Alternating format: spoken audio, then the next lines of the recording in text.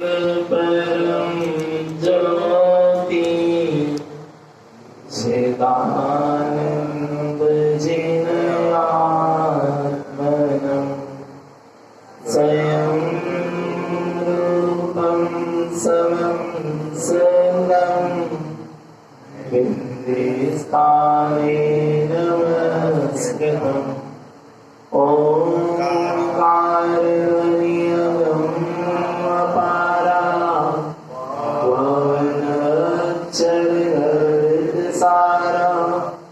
चारों वेद सत्य जागी ताकी महिमा जगत प्रकाशी आत्म तत्व रहस्यज्ञम् महामान्यं जगद्गुरुं प्रचण्डधर्म सूर्यन्तं वन्दे श्रीगुरुतारणं वन्दे श्रीगुरुतारणं।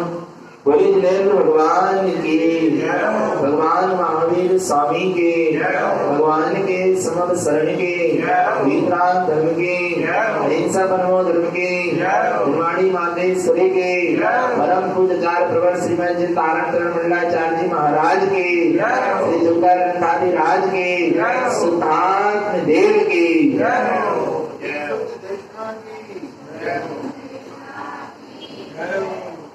परम आराध्य महाजनवाणी सदगुरु तारण स्वामी जैन परमात्मा की अमृत झरती सतजिन देशना सदगुरुदेव हम जगत के जीवों को अपनी निज आत्मा का सत्स्वरूप दर्शा रहे हैं।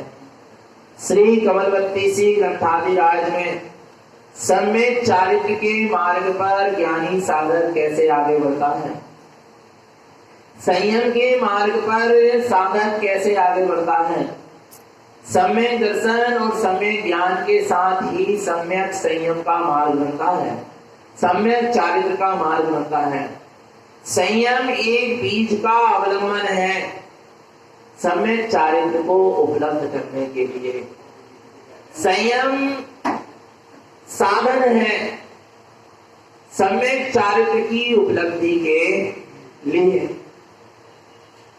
सम्यक चारित्र माने स्वरूप की रमणता, सम्यक चारित्र माने आत्मलीनता, आत्म तन्मयता। जब जीव का उपयोग अपने स्वरूप में रमण करता है, लीन होता है, अपने स्वरूप में ही आचरण होता है, जहां स्वयं का स्वयं से स्वयं में ही आचरण होता है, उसका नाम सम्यक चारित्र। निर्विकल्प स्वानुभूति जहां वर्तती रहती है, कौन सी अनुभूति? निर्विकल्प स्वानुभूति बरतते रहे, उसका नाम सम्यक चारित्र है। और निर्विकल्प स्वानुभूति कैसे बरतेगी, हम निर्विकल्प स्वानुभूति तक कैसे पहुंचेंगे? उसके लिए जीवन में सम्यक दर्शन चाहिए, उसके लिए जीवन में सम्यक ज्ञान चाहिए और साथ में संयम चाहिए। बिना संयम के स्वरूप रमणता नहीं हो सकती। आ रहा है? स्वरूप का श्रद्धांत तो हो सकता है पर स्वरूप रमणता नहीं हो सकती। संयम के बिना कभी भी किसी ने भी स्वरूप रमणता को प्राप्त नहीं किया, अर्थात निर्विकल्प स्वानुभूति में लीन नहीं हो पाया। एक आध समय का अनुभव होना बात अलग है और उस स्वानुभव में रमण करना बात अलग है। इसलिए संयम आवश्यक है। स्वरूपाचरण चारित्र के लिए संयम आवश्यक है। सम्यक चारित्र की पराकाष्ठता को पाने के लिए संयम क्या है? आवश्यक है। संयम परम आवश्यक है। वे तो तीर्थंकर क्यों छोड़ के जाते? बोलो ना, क्यों संयम धारण करते? बोलो। वो तो तीर्थंकर तो जन्म से ही सम्यक दर्शन को लेके आए हैं ना। तीर्थंकर को तो जन्म से ही सम्यक ज्ञान है ना, वस्तु का निर्णय है ना। और तीर्थंकर को जन्म से ही अवधि ज्ञान है ना। नहीं आ रहा समझ में? फिर भी तीर्थंकर घर गृहस्थी का त्याग करके, पाप परिग्रह का त्याग करके, विषय भोगों का त्याग करके जंगलों में जाकर जिनेश्वरी दीक्षा लेते हैं, संयम को धारण करते हैं। क्यों करते हैं? बोलो ना। तीर्थंकर तो क्षायिक सम्यक के धारी होते हैं ना, उन्हें सम्यक दर्शन को प्राप्त कर लिया है, आत्मा का अनुभव कर लिया है, आत्मा का श्रद्धान हो गया है, बस अब उनको घर गृहस्थी में रहना चाहिए। पर बोलो ना, क्यों छोड़ दिया उन्होंने? पाप से कसायों को छोड़कर संयम क्यों लिया? जिन दीक्षा धारण क्यों करी? आ रहा है संयम इसलिए धारण किया कि जिस स्वरूप का मुझे अनुभव हुआ है, जिस स्वरूप का श्रद्धान हुआ है, उस स्वरूप का श्रद्धान तो हो गया, उस स्वरूप का अनुभव तो हो गया, पर उस स्वरूप में अभी मेरा क्या नहीं हो पा रहा, आचरण नहीं हो पा रहा। और निर्विकल्प स्वानुभूति में रमणता नहीं हो पा रही, निर्विकल्प स्वानुभूति में तन्मयता नहीं हो पा रही, लीनता नहीं हो पा रही। रत्न दिख तो रहा है पर मैं रत्न को अभी उठा नहीं पा रहा, नहीं आ रहा समझ में। क्या रत्न क्या होने लगा? दिखने लगा, पर उस रत्न को उठा नहीं पा रहा, उस रत्न का भोग नहीं कर पा रहा। उस रत्न से मैं अपने अनादि काल की जो दरिद्रता थी, मोह राग आदि कर्मों की, उसको छुड़ा नहीं पा रहा। उस रत्न का मुझे भोग करना है, उस रत्न को मुझे स्वीकार करना है, उसमें आचरण करना। उस चेतन रत्न के आचरण के लिए, उसके भोग के लिए संयम लिया जाता है। और संयम के द्वारा सारे पर विकल्पों को छोड़कर, पाप से कसाय परिग्रह समस्त विकल्पों को छोड़ता है, तब जाकर निर्विकल्प स्वरूप में संयम के माध्यम से आचरण होता है। वैसे ही आचरण नहीं होता, संयम आवश्यक है। घर गृहस्थी के पाप से कसायों के विकल्पों में रहकर साधना नहीं हो सकती, साधना के मार्ग में आगे नहीं बढ़ सकते। श्रद्धान तो हो सकता है आत्मा का, आ रहा है, पर क्या नहीं हो सकती, आगे इसका मार्ग नहीं बन सकता। इसलिए संयम लेना पड़ता। क्यों व्रत माए लेते, क्यों व्रत लेते, क्यों महाव्रत बनते, क्यों साधु पद धारण करना पड़ता? बोलो भगवान आत्मा, संयम आवश्यक है स्वरूपाचरण चारित्र के लिए। संयम आवश्यक है सम्यक के साथ होना। मगर संयम किसके साथ होना? सम्यक के साथ जो संयम होता है वो नियम से सम्यक चारित्र स्वरूपाचरण चारित्र तक क्या करता है, पहुंचाता है। पर कैसे संयम धारण करना है? कमल श्री बहन जी गुरुदेव से निवेदन करती हैं कि हमें संयम के मार्ग में आगे बढ़ना है, हमें आदि का व्रत को धारण करना है। तो गुरुदेव कहते हैं उस आदि का व्रत को धारण करने से पहले, संयम को जीवन में लाने से पहले, जिनवैनम सदहनम कमल श्री कमल भाव वन्नम आर्जिक भाव सउत्तम ईद स्वभाव मुक्ति गमनम चा। जिनवैनम सदहनम किसके द्वारा? जिनवैनम सदहनम, सबसे पहले जिन्हें परमात्मा के वचनों का क्या करो? श्रद्धान करो। जब तक जिन्हें परमात्मा के वचनों का श्रद्धान नहीं होगा और तू जीवन में यदि संयम को भी धारण कर लेगा तो मोक्ष का मार्ग नहीं बन पाएगा। तू व्रतों को भी ले लेगा तो तेरा मोक्ष का मार्ग नहीं बन पाएगा, कर्मों की निर्जरा नहीं हो पाएगी। पहले जिनवैनम सदहनम, पहले जिन्हें परमात्मा के वचनों का क्या करो? श्रद्धान करो। जिन्हें परमात्मा के वचनों में क्या स्वरूप आया है, पहले पिताजी से शिक्षा लो, फिर दुकान में बैठना, नहीं तो तुम दुकान पूरी ठप कर दोगे। नहीं आ रहा भगवान आत्मा? नहीं आ रहा? पहले पिताजी से दुकान चलाने की क्या लो? शिक्षा लो, फिर दुकान में जाकर क्या करना? बैठना। पता चले तुमने क्या कर लिया। बिना शिक्षा के पिताजी की बात माने नहीं रहे कि व्यापार कैसे किया जाता है, लेन देन कैसे किया जाता है, इसका तुमने पिताजी से क्या नहीं ली? परीक्षण ही नहीं लिया। नहीं आ रहा है, एक कला ही नहीं सीखी, शिक्षा ही नहीं ली, और सीधे जाकर क्या होने लगो? दुकान में बैठने लगो तो क्या होगा? बोलो ना, क्या होगा? दुकान बनेगी नहीं और क्या हो जाएगी? सब बिगड़ जाएगी, गैराकी बिगड़ जाएगी, आ रहा है घाटा हो जाएगा, हानि में पहुंच जाओ। इसलिए सबसे पहले संयम धारण नहीं करना, सबसे पहले व्रत नहीं लेना, पहले उसके स्वरूप को समझना। जिन रहना, पहले जिन्हें परमात्मा क्या कह रहे हैं उनके वचनों का क्या करो? श्रद्धान करो। वस्तु स्वरूप के श्रद्धान करो, द्रव्य की स्वतंत्रता का श्रद्धान करो, आ रहा है अपने निज आत्म तत्व का श्रद्धान करो, सात तत्वों का श्रद्धान करो। जिन्हें परमात्मा के वचनों में जो भी सिद्धांत आया है उसका पहले क्या करो? श्रद्धान करो। फिर उसके बाद व्रतों को क्या करना? धारण करना।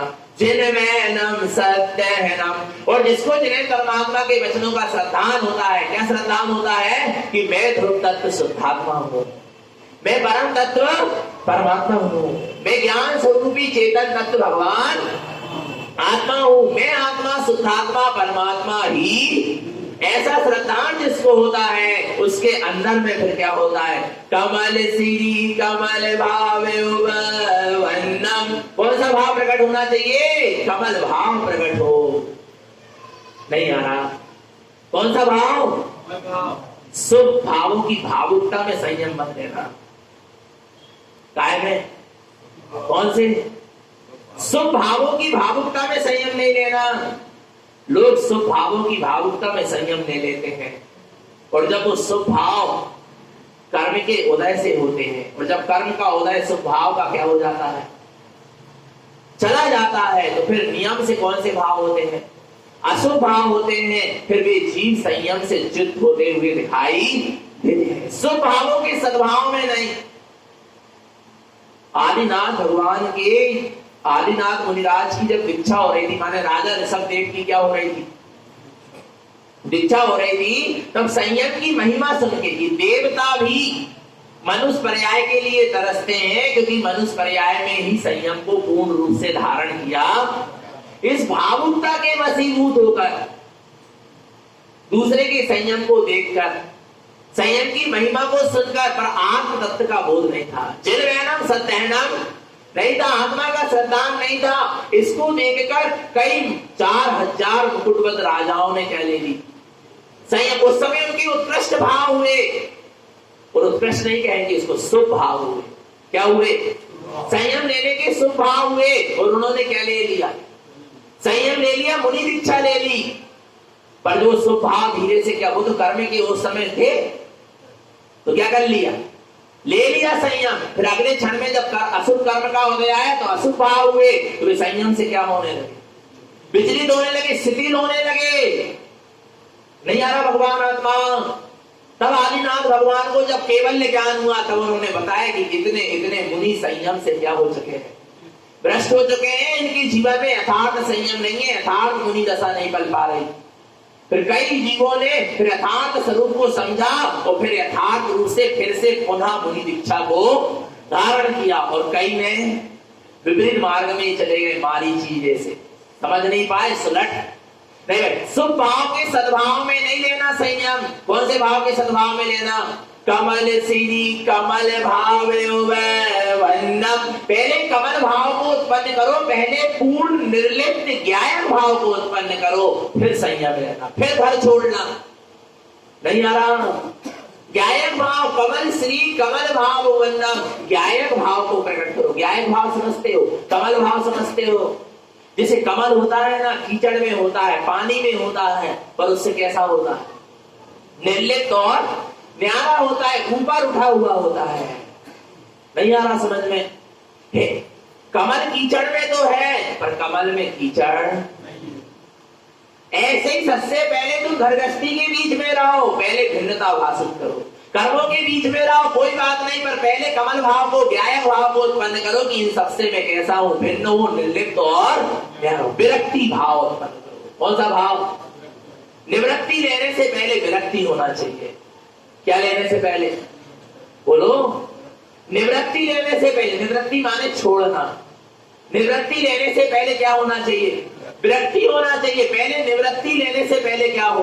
विरक्ति। वस्तु से निवृत्त होने से पहले वस्तु से विरक्त हो, तब वस्तु क्या कहलाएगी? छूटी कहलाएगी। और वस्तु से विरक्त हुए नहीं, और तुमने वस्तु को क्या कर दिया? छोड़ दिया, तो वस्तु के प्रति आसक्ति क्या रहेगी? बनी रहेगी। कहीं ना कहीं दोष लगता रहेगा। पहले क्या होना चाहिए? बोलो। विरक्ति होना चाहिए। विरक्ति भाव माने कमल भाव, ज्ञायक भाव। ये कर्म जितने भी हैं सबसे मैं भिन्न हूं। ये शरीर जो है इससे मैं भिन्न हूं। ये मोह राग आदि विकारी परिणाम चल रहे हैं, इनसे मैं भिन्न हूं। जगत की, संसार की सारी माया से मैं भिन्न हूं। अपने आप को खिला हुआ देखो, खुला हुआ देखो। नहीं आ रहा? आत्मा कैसा है? अनादिकाल से कर्म के संयोग के बीच में है, पर कर्म का एक भी परमाणु आत्मा के शुद्ध प्रदेशों में प्रवेश नहीं किया और आत्मा के एक भी शुद्ध प्रदेशों ने कर्म परमाणु को छुआ भी नहीं, प्रवेश नहीं किया। भिन्न है, निर्लिप्त। और ऐसा भेद विज्ञान पहले अंदर से क्या हो जाए, जाग जाए, कमल भाव उत्पन्न हो जाए, ज्ञायक भाव उत्पन्न हो जाए, इसके बाद तुम संयम लेना, आगे बढ़ना। और जिन्हें परमात्मा के वचनों का श्रद्धान करने से ही और आत्म तत्व के श्रद्धान से ही कमल भाव क्या होगा, उबन्नम। कौन सा भाव? शुभ भाव नहीं, कौन सा भाव? कमल भाव, ज्ञायक भाव, शुभ भाव से भी निर्लिप्त रखेगा। नहीं आ रहा? शुभ भाव अशुभ भाव से तो निर्लिप्त रख सकता है, पर शुभ भाव ही तो क्या है, पर्याय ही है, संसार का ही कारण है, पुण्य बंध का ही कारण है। आत्मा का शुद्ध स्वभाव नहीं है। शुभ भाव अशुभ भाव से तो परे रख सकता है, पर शुभ भाव से परे कौन रखेगा, पुण्य बंध से परे कौन रखेगा? जब तो हम अपने शुद्ध स्वभाव में जाएंगे ना, तो उसके लिए ज्ञायक भाव चाहिए। कौन सा भाव चाहिए? कमल श्री कमल भाव वन्नम। कौन सा भाव उत्पन्न करो? ज्ञायक भाव उत्पन्न करो, जिसमें अशुभ भाव भी भिन्न दिखे और शुभ भाव भी भिन्न दिखे, शुभ परिणाम अशुभ परिणाम भी भिन्न दिखे और शुभ परिणाम भी भिन्न दिखे। आ रहा नहीं आ रहा भगवान आत्मा? संसार रूप परिणाम कैसा दिखे, बिल्कुल भिन्न नजर रहा है, उसका नाम कौन सा भाव है? ज्ञायक भाव है। ज्ञायक भाव में जीव कहीं भी अटकता नहीं तो अधिकांश जीव शुभ भावों से अशुभ भावों से हटकर शुभ भाव में क्या हो जाते हैं, अटक जाते हैं। शुभ भाव होना चाहिए, अच्छी बात है, पर उसमें अटकना नहीं है, उसको उपादेय मानना नहीं। और ये कला किसके अंदर रहेगी? जिसके अंदर कमल भाव क्या हुआ है, उत्पन्न हुआ है। नहीं तो पता चले आपने व्रत नियम संयम ले लिया, शुभ कार्य करने लगे और उसी में मैं पता कर लिया कि मैं इतने नियम पाल रहा, मैं इतने व्रत पाल रहा, मैं इतने उपवास कर रहा, मैं इतनी तपस्या कर रहा, उसी में आपका अपनत्व हो गया। अशुभ में नहीं हुआ, काय में हो गया? शुभ में हो गया। स्वरूप में कहाँ हुआ? आत्मा में कहाँ अपनत्व? भटक जाओगे, नहीं आ रहा। इसलिए पहले ज्ञायक भाव को प्रकट करो। वो ज्ञायक भाव ना अशुभ में टिकने देगा तुमको, ना शुभ में टिकने देगा। आ रहा ना, अशुभ से जोड़कर रखेगा ना शुभ से जोड़कर रखेगा। वो ज्ञायक भाव तुम्हें अपने परम परिणामिक भाव से जोड़कर रखेगा। नहीं आ रहा भगवान आत्मा? किससे? वो ज्ञायक भाव किससे जोड़कर रखेगा? अपने परम परिणामिक भाव से जोड़कर रखेगा, अपने शुद्ध स्वभाव से जोड़कर रखेगा। कौन से भाव से जुड़ के चलना है? परम परिणामिक भाव से जुड़ के चलना है। जो परम परिणामिक भाव से जुड़ता है, कमल श्री कमल भाव वन्नम। कौन सा भाव प्रकट हो जाएगा? कमल भाव को उत्पन्न करो। कमल भाव जहां प्रकट होगा वहां आगे की साधना प्रारंभ होगी। नहीं तो तू साधना का ही कर्ता बन जाएगा। सम्यक दृष्टि ज्ञानी अपनी साधना का भी कर्ता नहीं होता। जितनी उत्कृष्ट से उत्कृष्ट साधना करे, सम्यक दृष्टि ज्ञानी कहता है ये साधना मैंने नहीं करी, ये साधना हुई है, मैंने मात्र इसको क्या करा है, जाना है। अच्छा, आत्मा का काम क्या है? जानना। आत्मा का काम क्या है? अच्छा, अपनी आत्मा को ले लो ना, निगोद से निकल के आए ना अपन, तो निगोद से लेकर अभी मनुष्य पर्याय तक अपनी आत्मा ने क्या किया? बोलो, जाना ना। जानने के अलावा आत्मा का और कोई दूसरा कार्य है क्या? पक्का हो गया। और जो सम्यक दृष्टि है उसने क्या स्वीकार कर लिया कि मैं आत्मा हूं। क्या स्वीकार किया उसने? मैं आत्मा हूं। तो जिसने ये स्वीकार कर लिया कि मैं आत्मा हूं, तो उसने ये भी स्वीकार किया ना कि मैं जब आत्मा हूं तो ज्ञायक हूं, जानने वाला हूं। इसके अलावा मैं कुछ करने वाला नहीं। नहीं आ रहा समझ में? नहीं आ रहा? जान रहा हूं ना, जानने वाला हूं ना। और जिस आत्मा ने ये स्वीकार किया कि मैं जानने वाला हूं, वो जीव कौन कहलाएगा? सम्यक दृष्टि। अब सम्यक दृष्टि से पूछो, उस सम्यक दृष्टि से कहो कि तूने सम्यक दर्शन को प्राप्त किया, तो पता है वो सम्यक दृष्टि को किया है, उसने पुरुषार्थ किया है, भेद विज्ञान किया है, शरीर शरीर आदि और संयोगों से अपने आप को भिन्न जानने का पुरुषार्थ किया है। अंतर्मुख दृष्टि करी है, उपयोग को जोर लगाकर अंदर में ले गया है, आत्मा की रुचि को उत्पन्न करा है। आ रहा है? ऐसे सम्यक दर्शन नहीं हो जाता। सदगुरु के उपदेश को सुना है, स्वसन्मुख हुआ है, उपयोग को अंदर की ओर ले गया, भेद विज्ञान किया, पूरा पुरुषार्थ किया है सम्यक दर्शन का। पर उस सम्यक दृष्टि जीव से पूछना, उस सम्यक दृष्टि जीव से पूछना और कहना कि तूने सम्यक दर्शन प्राप्त किया, वो सम्यक दृष्टि पता क्या कहेगा, मैंने सम्यक दर्शन प्राप्त नहीं किया, कि सम्यक दर्शन की जो पर्याय प्रकट हुई उसको मैंने जाना है, क्योंकि मेरा काम जानने का है। इतनी उदारता है, इतना अकर्तव्य भाव है। यहाँ तो 2-4 माला अपन फेर लेते हैं, हम ही कह रहे हैं, अपनी कह रहे हैं, आरा भगवान आत्मा अपन को लगता है कि हमने आज 4 माला फेर ली। वहां सम्यक दर्शन प्रकट कर लिया जीव ने, पुरुषार्थ करके संसार की रुचि को समाप्त करके आत्मा की रुचि को लगाकर सदगुरु के उपदेश को सुनकर उपयोग को स्वसन्मुख कर अपने भेद विज्ञान को लगाकर बड़े पुरुषार्थ के द्वारा सम्यक दर्शन की पर्याय को प्राप्त किया। फिर भी वो सम्यक दृष्टि ज्ञानी कह रहा सम्यक दर्शन को प्राप्त मैंने नहीं किया, ये सम्यक दर्शन की पर्याय प्रकट हुई है, मैंने इसको क्या किया, जाना, मेरे ज्ञान में जानने में आया। नहीं आ रहा समझ में? ऐसे अपने स्वयं की साधना के प्रति भी अकर्तव्य भाव से जो जीता है, कमल श्री कमल भाव मतलब उसके अंदर कमल भाव प्रकट होता है, उसके अंदर ज्ञायक भाव प्रकट होता है। आ रहा है सम्यक दृष्टि से पूछो कि तूने सम्यक ज्ञान को प्रकट किया, तूने शास्त्रों को जाना, तो कहेगा नहीं, मैंने जानने वाले को जाना। सम्यक ज्ञान जो प्रकट हुआ है इसको मैंने क्या किया है, जाना है, ये मैंने प्रकट नहीं किया, ये तो हुआ है। आ रहा है सम्यक चारित्र प्रकट हुआ, उसने संयम लिया, व्रत लिया, तपस्या कर रहा है, उपवास कर रहा है, बुद्धिपूर्वक करता है। पर उससे पूछो कि तुमने उपवास किया क्या, वो कहने लगा नहीं, मैंने उपवास नहीं किया, मैंने सिर्फ क्या किया, जाना। मैंने व्रत नहीं लिया, व्रत तो हो गए, मैं उसको क्या कर रहा हूं, जान रहा हूं। वो तो सम्यक दृष्टि से पूछो कि तू इतने सारे संयम व्रतों को क्या कर रहा है, पाल रहा है, वो कहेगा मैं पाल नहीं रहा, मैं इन व्रत और नियम संयम जो पल रहे हैं उनको मैं जान रहा हूं। ये होता है सम्यक दृष्टि, जो अपनी साधना को भी क्या कर रहा है, साधना का भी करता नहीं बन रहा, साधना को भी क्या कर रहा है, जान रहा है। मात्र वो संसार शरीर भोग का करता हो सकता है क्या, शुभ अशुभ क्रियाओं का करता अपने आप को मान सकता है क्या? बोलो कमल श्री कमल भाव, कमल भाव जहां प्रकट होता है, इतनी घोर तपस्या कर रहा है सम्यक दृष्टि, फिर भी कह रहा है मैं तपस्या नहीं कर रहा, ये तपस्या हो रही है, मैं उसको क्या कर रहा हूं, जान रहा हूं। उससे कहो सम्यक दृष्टि से कि तूने मुनि दीक्षा ली, तारण स्वामी से कहो कि आपने मुनि दीक्षा ली, तारण स्वामी कहेंगे नहीं, ये मुनि दीक्षा हुई, मैंने इसको क्या किया, जाना। नहीं आ रहा, शुद्ध उपयोग हो रहा है, शुक्ल ध्यान की, धर्म ध्यान की, शुक्ल ध्यान की अग्नि अंदर में जल रही है। ऐसे ध्यान नहीं हो जाता, पुरुषार्थ करना पड़ता है ध्यान के लिए।